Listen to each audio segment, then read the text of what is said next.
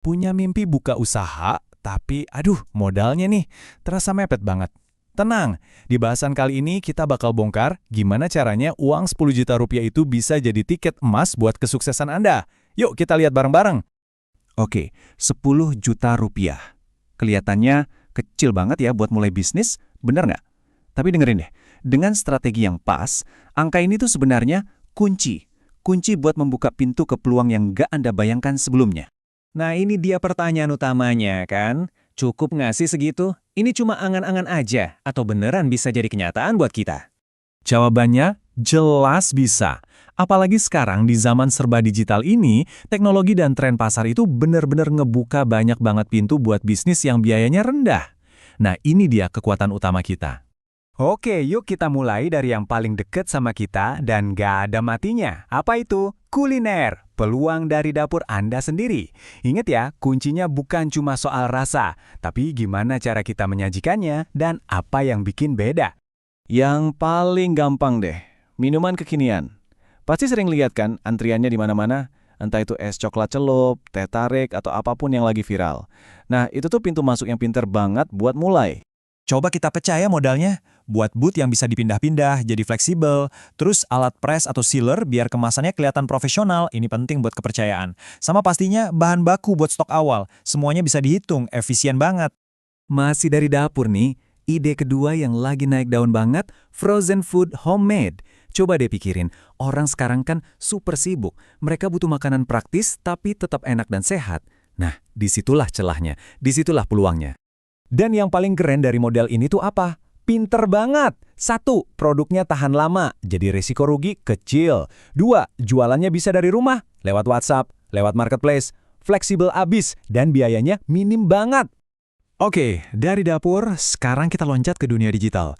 Kalau Anda punya skill, punya keahlian kreatif, nah, modal 10 juta itu bisa fokus penuh buat beli alat dan buat marketing. Di sini, yang Anda jual itu kemampuan Anda. Jasa pertama yang permintaannya lagi gila-gilaan, jadi manajer media sosial. Coba deh, Anda perhatiin, banyak banget kan UMKM atau bisnis kecil yang produknya oke, tapi media sosialnya berantakan. Nah, itu dia. Disinilah Anda masuk sebagai pahlawan. Targetnya jelas, UMKM. Anda bisa tawarin jasa bikin konten, nulis caption yang menjual, sampai ngatur jadwal posting di Instagram dan TikTok. Intinya, Anda jadi tim marketing digital mereka. Masih soal digital, jasa foto produk.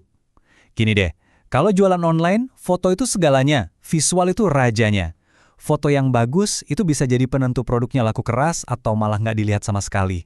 Dan jangan mikir harus punya studio mahal ya, nggak perlu. Pakai kamera entry level atau bahkan HP zaman sekarang yang kameranya udah canggih, tambah lampu-lampu sederhana, Anda udah bisa banget bikin foto produk yang estetik dan yang paling penting, menjual.